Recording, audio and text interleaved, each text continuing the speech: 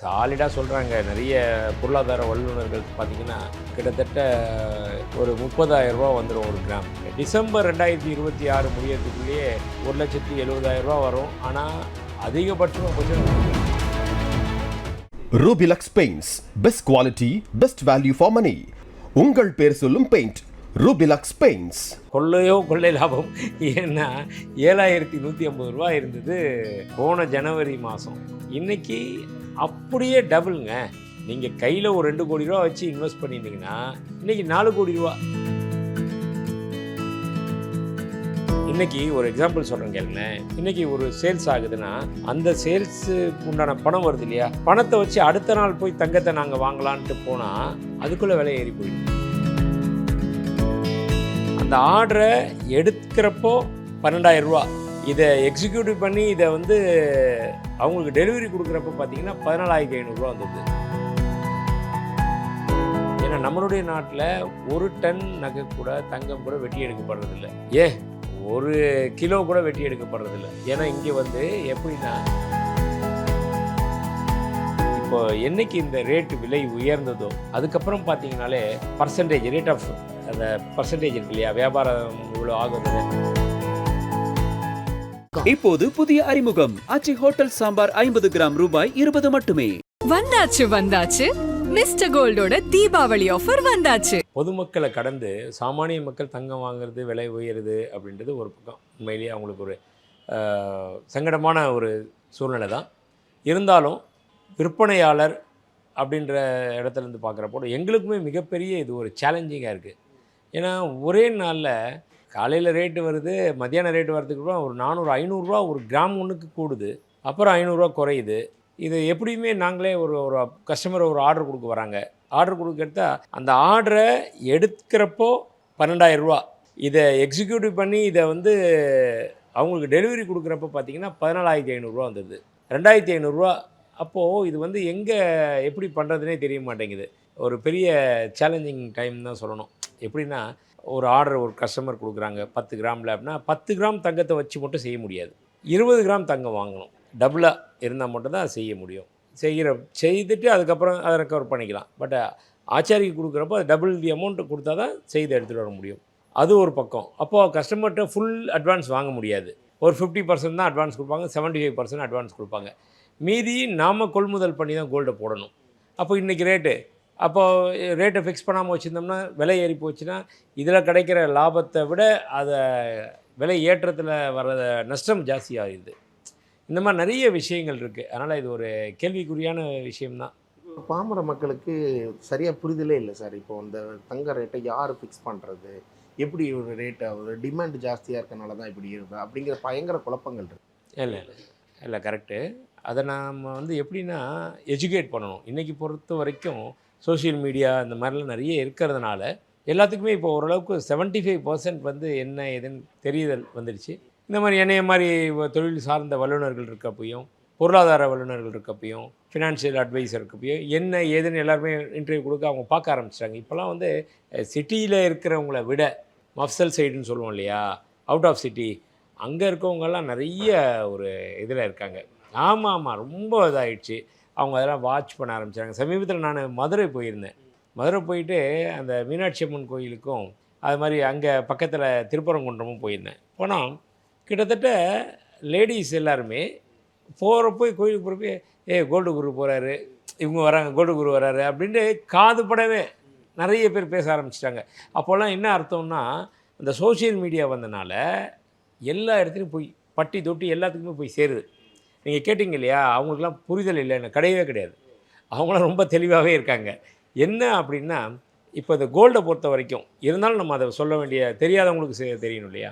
இந்த கோல்டை பொறுத்த வரைக்கும் முதல்ல ஒரு புரிதல், நகைக்கடைக்காரங்கள்லாம் சேர்ந்து விலையேற்றுறாங்க, அது தப்பு. அது கிடையாது. அந்த 100% அது கிடையாது.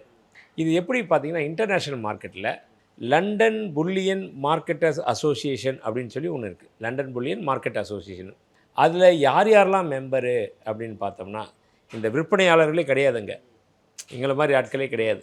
அங்கே தங்க சுரங்கம் வச்சுருக்கவங்க, அந்த சுரங்கத்தில் இருந்து ரிஃபைனரி பண்ணி எடுக்கிறாங்க இல்லையா அவங்க, அங்கே இருக்கிற ட்ரேடர்ஸ், மிகப்பெரிய இன்வெஸ்டர்ஸ், அப்புறம் வேர்ல்டு கோல்டு கவுன்சில், இந்த மாதிரி இருக்கிற ஆர்கனைசேஷன் எல்லாமே அதில் இதாக இருப்பாங்க.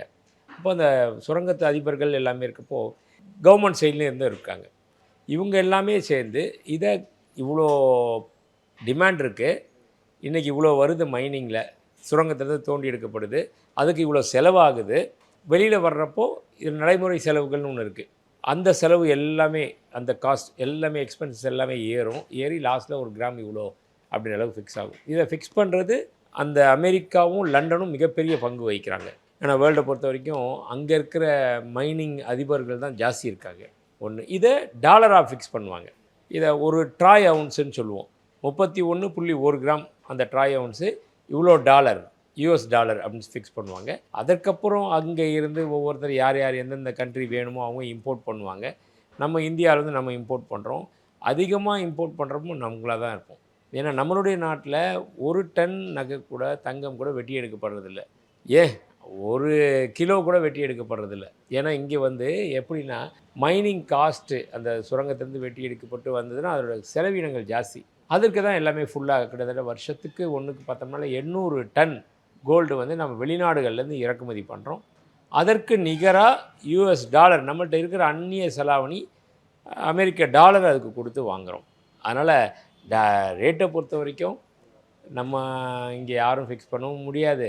இதெல்லாம் ஒரு காலத்தில் இருந்தது. ஒரு 40-50 வருஷத்துக்கு முன்னாடி பார்த்தோம்னா பாம்பேலேருந்து ரேட் ஃபிக்ஸ் ஆகும். அப்போ இந்த மாதிரி சோஷியல் மீடியா கிடையாது, இன்டர்நெட் வசதி கிடையாது. அப்போ வந்து கோல்டு அங்கேருந்து வரும், அதிலேருந்து சென்னை மார்க்கெட் நிலவரம் கேட்பாங்க.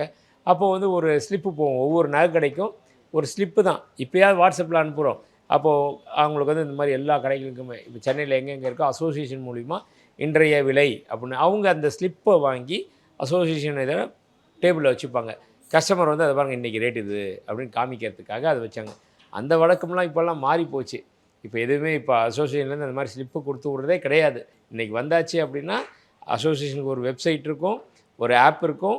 அந்த ஆப்பில் நாங்கள் டக்குன்னு போடுறோம், அதை பார்த்துட்டு இமீடியட்டாக எல்லாம் தெரிஞ்சுப்பாங்க. அது மட்டும் இல்லாமல் உறுப்பினர்களுக்கு இந்த அசோசியேஷன்லேருந்து ரேட்டை வாட்ஸ்அப் மூலிமா ப்ராட்காஸ்ட்டில் அனுப்புவோம். அவங்க பார்த்துட்டு உடனே சேஞ்ச் பண்ணிவிடுவாங்க. இப்படி தான் போய்கிட்டு இருக்கு. இதை முழுக்க ரேட்டை ஃபிக்ஸ் பண்ணுறதெல்லாம் சர்வதேச அளவில் மேலை நாடுகள் தான். Okay sir. இப்போ விலை ஏற்றத்தால் இப்போ பொதுமக்கள் பெரிய அளவில் பாதிக்கப்படுவாங்க. ஆனால் இதில் கடை வச்சுருக்கிறவங்க முதலாளிகளுக்கு இதனால லாபம் தான். அப்படி நீங்கள் உண்மைக்குமே இந்த விலையேற்றத்தை சந்தோஷமாக பார்ப்பீங்களா, இல்லை வருத்தம் தானே? இல்லை, இதை வந்து ஜென்ரல் நீங்கள் கேட்ட கேள்வி கரெக்டு. யார்கிட்டலாம் சொந்தமாக முதலீடு பண்ணி, சொந்தமாக முதலீடு பண்ணி அதில் இருக்கிற ஸ்டாக்கு, பேங்க் பணம் இல்லாமல், மெட்டல் லோன் இல்லாமல் சொந்தமாக இவங்க வச்சுருந்தாங்க, முதலீடு அவ்வளோ அத்தனை லட்சமோ கோடியோ போட்டிருக்கணும்ல, அப்படி வச்சுருந்தாங்கன்னா அவங்களுடைய விலை மதிப்பு ஏறும். இல்லை லோன் வாங்கி வச்சுருந்தாங்கன்னா எப்படி அந்த லோன் கட்டணுமே, மெட்டல் லோனாக இருந்துச்சுன்னா இன்னும் சொல்லப்போனால் பேங்க்லேருந்து மெட்டல் லோன் எடுக்கலாம். அது எப்படின்னா அவங்க ரேட்டை ஃபிக்ஸ் பண்ண மாட்டாங்க. உங்களுக்கு 5 கிலோ வேணுமோ 5 கிலோ தந்துடுவாங்க, நீங்கள் 5 கிலோவாக திருப்பி தரணும். அப்படி இருந்துச்சுன்னா என்ன யூஸ் இருக்குது? அது மாதிரி வாங்கி வச்சுருந்தாங்கன்னு வைங்களேன், என்றைக்காக இருந்தாலும் விலை 3 கோடி ரூபா போனால் கூட இவங்க அந்த 3 கோடி ரூபாய்க்கு வாங்கி திருப்பியும் அங்கே செட்டில் பண்ணணும். அன்னைக்கு நிலவரப்படி இல்லைனா கேஷாக கொடுக்கணும். அதனால் கடன் இல்லாமல் யார்கிட்ட முதலீடு வச்சுருக்காங்களோ அவங்களுக்கு மட்டும்தான் அது சாத்தியம். இதில் வர்த்தகம் குறையிறதுக்கும் வாய்ப்பு இருக்கா உங்களுக்கு? கண்டிப்பாக. அதில் நான் ஒத்து சொல்லி தானே ஆகணும் உண்மையை.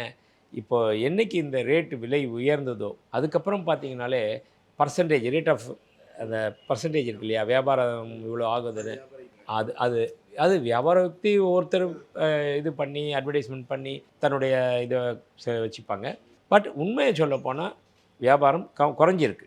இந்த விலைவாசி ஏறுறப்போ ஏன் குறைஞ்சிருக்கு அப்படின்னா, இன்னும் கொஞ்சம் குறையட்டும், விலை ஏறி இருக்கு கொஞ்சம் குறையட்டும் அப்படின்னு நினச்சி ஏமாந்து போனவங்களும் நிறைய பேர் இருக்காங்க.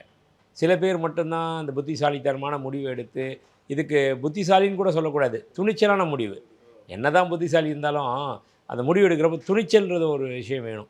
அவங்களாம் என்ன பண்ணியிருப்பாங்க, டக்குன்னு இல்லை விலை ஏறுன்னு எல்லோரும் சொல்கிறாங்க, பரவாயில்ல நம்ம சும்மா தான் வச்சுருக்கோம், இதில் இன்வெஸ்ட் பண்ணு அப்படின்னு பண்ணுவாங்க. ஆனால் அப்படி பண்ணியிருந்து 1 இயருக்கு முன்னாடி பண்ணியிருந்தாலே இப்போ கொள்ளை லாபமே. கொள்ளை லாபமா? கொள்ளை லாபம். ஏன்னா 7150 ரூபா இருந்தது போன ஜனவரி மாதம். இன்றைக்கி அப்படியே டபுளுங்க. நீங்கள் கையில் ஒரு 2 கோடி ரூபா வச்சு இன்வெஸ்ட் பண்ணியிருந்தீங்கன்னா இன்றைக்கி 4 கோடி ரூபா. இந்த லாபம் வேறு எந்த தொழிலில் கிடைக்கும்? ஓகே. இப்போவே அதை நம்ம இப்போ ஆரம்பிச்சோம்னா, இன்கேஸ் ஒரு 6 மாதம் கழிச்சோ, 1 வருஷம் கழிச்சோ அதே மாதிரி விலை ஏறுறது. கண்டிப்பாக இப்போ இருக்கிற ட்ரெண்டு பார்த்தா அப்படி தான் போயிட்டுருக்கு. ஆனால் அதுக்கு தான் சொன்ன வந்தேன், துணிச்சலான முடிவு எடுக்கிறதுக்கு மனோபலம் இருக்கணும். நம்ம மனநிலை அப்படி கொண்டு வந்துடணும். பரவாயில்ல, ஆமாம் விலை ஏறும், நம்ம மற்றதை காட்டி இங்கே நான் தான் திரும்ப திரும்ப சொல்லியிருப்பேன். நிறைய இடத்துல நம்ம சொல்லுவோம், நம்பகமான முதலீடு, ஈஸியான முதலீடு, பணம் உங்கள்கிட்ட இருந்துச்சுன்னா இன்றைக்கி இருக்கிற ரேஞ்சில் 75% பொருளாதார வல்லுநர்கள்லாம் சொல்லுவாங்க. என்ன சொல்லுவாங்கன்னா, எல்லாத்தையுமே டைவெர்ட் பண்ணி இங்கே கொஞ்சம் அங்கே கொஞ்சம் வைங்கன்னுவாங்க. ஆனால் நான் மட்டும் மாற்றி சொல்லுவேன் எப்பயுமே. அதுவும் இந்த கடந்த 2 வருஷமாக சொல்லிகிட்டு இருக்கேன். என்ன சொல்லிகிட்டு இருக்கேன்னா, உங்கள்கிட்ட இருக்க பணம் இருக்கா, ₹100 இருக்கா, அந்த சேமிப்பு ₹100ல் ₹75 கோல்டில் போடுங்க, ஏன்னா அதில் நல்ல ஃப்யூச்சர் இருக்குது அப்படின்னு சொன்னது. கடந்த 2024லேருந்தே சொல்லிகிட்டு இருந்தோம். இப்போ பார்த்தீங்கன்னா ப்ரூவன் ஆயிடுச்சு, நிரூபிக்கப்படும். இன்னும் கூட இந்த 2026 முடிகிற வரைக்குமே இந்த வர்த்தக போர் தொடர்ந்துக்கிட்டே இருக்கும். இந்த விலை இன்னமும் இது பரவாயில்ல அப்படின்னு நாம் 2027 நினைக்கிற மாதிரி தான் வரும். அதனால் இப்போ கூட தைரியம் இருக்கிறவங்க, பணம் இருக்கிறவங்க கண்டிப்பாக இன்வெஸ்ட் பண்ணலாம். கோல்டு, வெள்ளி ரெண்டுத்துலேயுமே. இப்போ போன ஜனவரியில் நம்ம 50, 55 ஒரு சவரன் பார்த்தோம். டபுளாக அந்த ஜனவரியில் அப்படி பார்க்குறோம். இனி அடுத்த ஜனவரி ஒரு கெஸ்ஸிங்னா எவ்வளோ சார்? கெஸ்ஸிங்னு பார்த்தீங்கனாலே இந்த வருஷமே 1,60,60,000, 1,70,000 இந்த இதுலேயே டிசம்பரில். ஜூன், ஜூலை, ஆகஸ்ட்லேயே பார்த்தீங்கன்னா 1,40,000 வருன்றது ஒரு கணிப்பு.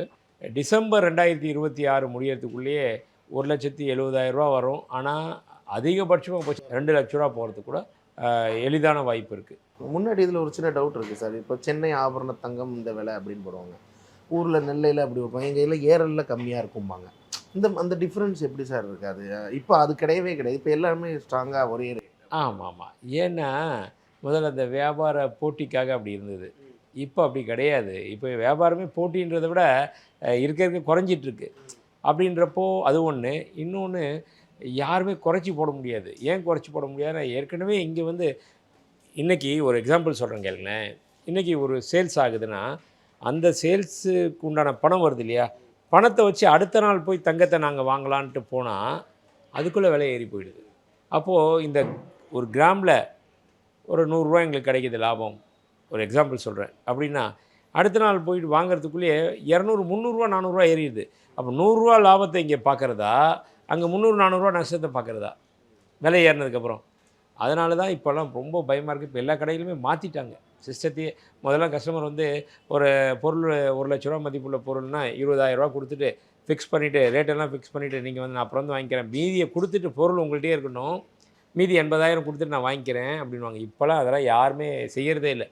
கொடுக்குறீங்களா, நான் வெறும் அட்வான்ஸ் மட்டும் போட்டு எடுத்து வைக்கிறேன், ரேட்டை ஃபிக்ஸ் பண்ண மாட்டேன், நாளைக்கு நீங்கள் என்னைக்கு கொண்டு பணத்தை கொடுக்குறீங்க அன்றைக்கி தான் ரேட் ஃபிக்ஸ் அப்படின்னு சொல்லி அந்த மாதிரிலாம் போயிடுச்சு. இப்போ ஒரு சின்ன டவுட் இருக்குது சார். இப்போ சிகரெட் விலை ஏறுது அந்த மாதிரி சொல்லுவாங்க. அவங்க ஆல்ரெடி ஸ்டாக் வாங்கி வச்சுருப்பாங்க. அந்த ஸ்டாக் அந்த பழைய ரேட்டுக்கே தான் கொடுப்பாங்க. புதுசாக வர்றதுக்கு திரும்ப புது ஸ்டாக் அதிகம் கொடுத்து வாங்குறப்ப அந்த ரேட்டு அதிகமாக விற்பாங்க. இப்போ அதே மாதிரி நீங்கள் ஆல்ரெடி தங்கம் வாங்கி வச்சுருப்பீங்க. அப்படிங்கிறப்ப நீங்கள் அந்த ரேட்டை தானே விற்கணும். அது எப்படி? அது புரிதல் இல்லாமல் இருக்குது. அது எப்படின்னா, இன்னொரு விஷயம் அதில் பார்க்கணும். சிகரெட்டு மற்ற விஷயங்கள் எல்லாச்சுன்னா கூட அதுக்குள்ள ஒரு எம்ஆர்பி இருக்கும். அதில் ஒரு இத்தனை காலத்துக்கு அப்புறம் அதனுடைய தன்மை மாறிடும். ஆனால் தங்கம் அப்படி கிடையாது. என்றைக்காக இருந்தாலும் எத்தனை 100 வருஷம் ஆனாலும் சரி அதனுடைய தரம் குறையாது. ஒன்று. ரெண்டாவது, மார்க்கெட் ரேட் இருக்கோ அன்றைக்கி தான் ஃபிக்ஸ் பண்ண முடியும். சரி, நான் உங்கள்கிட்ட இப்படி திருப்பி கேட்குறேன். நானே இன்றைக்கி நேற்றுக்கு ஒரு ரேட் இருக்குது, 13,000 இருக்குது. இன்றைக்கி 14,000 ரேட் வந்துடுச்சு. நீங்கள் கேட்கும்படி, சார் நேற்று வரைக்கும் 13,000 இருந்துச்சுல்ல, உங்கள்ட்ட நீங்கள் 13,000 தானே விற்கணும் அப்படின்னு சொல்கிறீங்க. ரைட், நான் ஒத்துக்கிறேன். கடைக்காராக இருந்தால் கூட இதே இன்னொருத்தர் உங்கள் கேமராமேன் வச்சுருக்காரு நகை, அவர் கொண்டு வரார், அவசர தேவைக்கு இப்போ விற்க வரார். அவர்கிட்ட என்ன ரேட்டில் வாங்குவேன்? ஏன் 13,000 வாங்க வேண்டியது தானே? அவர்கிட்டையும் கேட்கலாம்ல. நான், யோ இது உங்கள் அம்மா நகை தானே, இது உங்கள் அம்மா வாங்கினது வெறும் 2,500 தானே கிராம் வாங்கினது, என் கையில் தான் வாங்கினது, அப்போ அந்த ரேட்டில் நீங்கள் தருவியான்னு கேட்டால் அவர் என்ன பண்ணுவார்? இப்போ நேற்று நான் உங்ககிட்ட ஒரு அட்வான்ஸ் மாதிரி இல்லை முதல்ல இதை பதில் சொல்லுங்கள். கஷ்டம் தானே சார். உங்களுக்கு வந்தால் ரத்தம், மற்றவங்களுக்கு வந்தால் தக்காளி சட்னியா? அப்படிலாம் கிடையாதுங்க. ரேட்டு நிலவரம்ன்றது அன்றைய நிலவரம். இப்போ நான் நேற்று உங்களுக்கு வந்திருக்கேன், 13,000 ரூபாய்க்கு ஒரு அட்வான்ஸ் வாங்கி கொடுத்துட்டேன், நகை வாங்கலை. நாளைக்கு வந்து பார்த்தா 15,000 வந்து நிற்குன்னு வைங்க. அப்போ நேற்று உள்ள ரேட்டு பண்ணால் உங்களுக்கு லாஸ் ஆகுது. அதை 2 பேருடைய எப்படி அந்த அக்ரிமெண்ட் போட்டிருக்கோன்றதை பொறுத்து இருக்குது. நீங்கள் நேற்றுக்கே வந்து ஃபுல் அமௌண்ட்டை கொடுத்துட்டிங்கன்னா ரேட்டு ஃபிக்ஸ் ஆகிடும். இல்லை 75% அமௌண்ட்டு கொடுத்தாச்சுன்னா ரேட்டு ஃபிக்ஸ் ஆகிடும். நான் ஃபிக்ஸ் பண்ணிட்டு அதான் சொல்ல வரேன், அந்த இடத்துல நானும் திருப்பி அங்கே வாங்கணும் தங்கத்தை. வாங்காமல் நான் விட்டுட்டேன்னா உங்களோட பணத்தை கூட வாங்கிடுவேன் சார். நான் அதை கொள்முதல் பண்ணாமல் விட்டேன்னா அடுத்த நாள் ஏறி போச்சுன்னா எனக்கு நஷ்டம்தான். இது நிறைய பேருக்கு ஒரு இது தங்கம் வாங்காமல் விட்டு டிமாண்ட் ஆக ஆக தான் இப்படி ஒரு நடக்குது. அதனால் தங்கம் வாங்குறத நிப்பாட்டுங்கிறது அருமையான கேள்வி. நல்ல நானுமே இல்லைன்னா இந்த கேள்விக்கு நிறைய இடத்துல கூட சொல்லியிருக்கேன் பதில். நீங்கள் அதுக்கு எல்லையே கேட்டுட்டீங்க.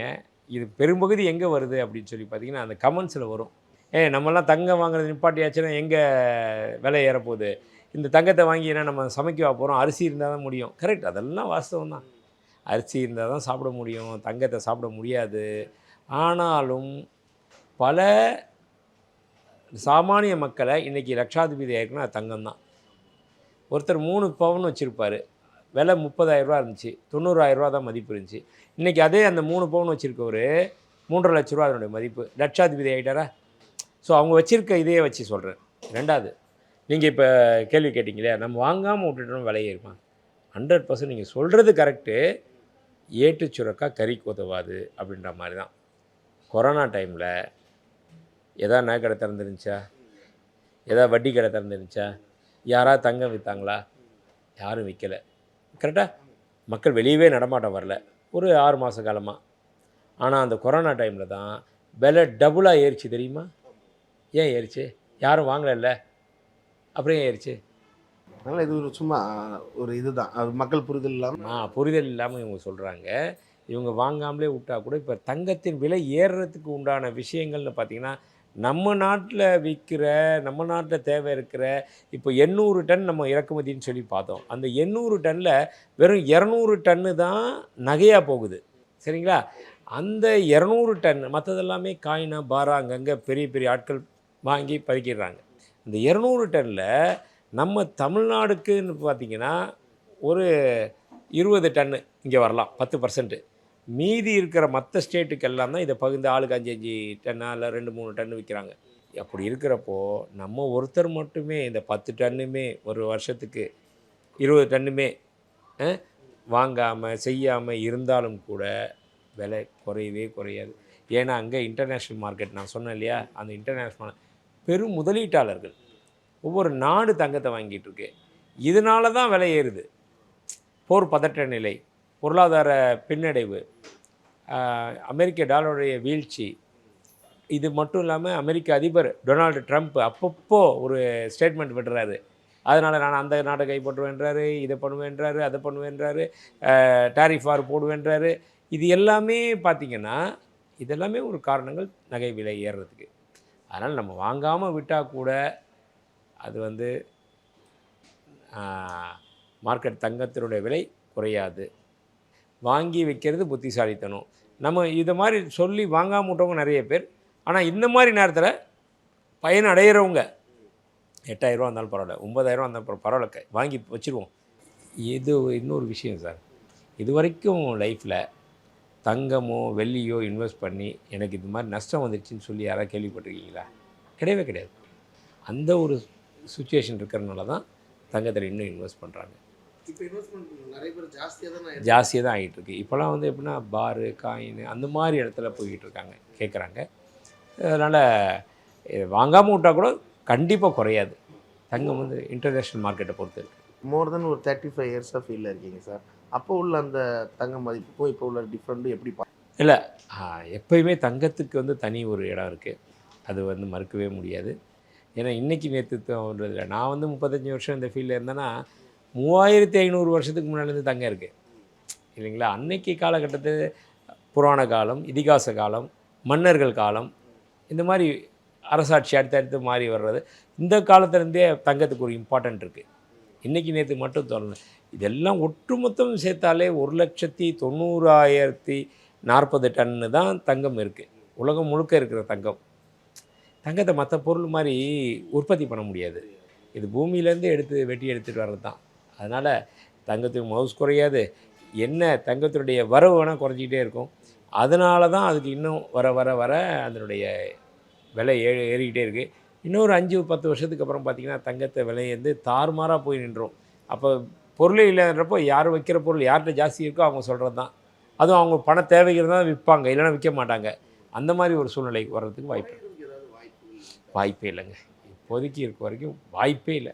இப்போ ஒரு அரசோ ஒன்றிய அரசோ சேர்ந்து ஒன்று இது பண்ணி அந்த மாதிரி இது அரசாங்கத்து கையில் இல்லையே. நீங்கள் தானே ஃபஸ்ட்டு கேள்வி கேட்டீங்க, சாமானிய மக்களுக்கு புரிதல் இல்லை தங்கத்து விலை எப்படி என்னீங்க. இது வந்து நம்ம அரசாங்கத்து கையிலே இல்லையே. இதனுடைய யார் கையில் இருக்குன்னா மேக்ஸிமம் சொல்லப்போனால் யூஎஸ் மார்க்கெட், யூஎஸோடைய கையில் கூட இருக்குது. அது ஒரு 50% அப்படின்னு கூட சொல்லலாம். ஏன்னா அவங்க இன்றைக்கி ஒவ்வொரு விதி எடுக்கிறத அனௌன்ஸ்மெண்ட் கொடுக்க அந்த லெவல் போதே தவிர, மற்றபடி நம்ம அரசாங்கம் நினச்சா கூட சில லெவல் வரைக்கும் தான் அவங்க தங்கத்தை குறைக்கலாம்.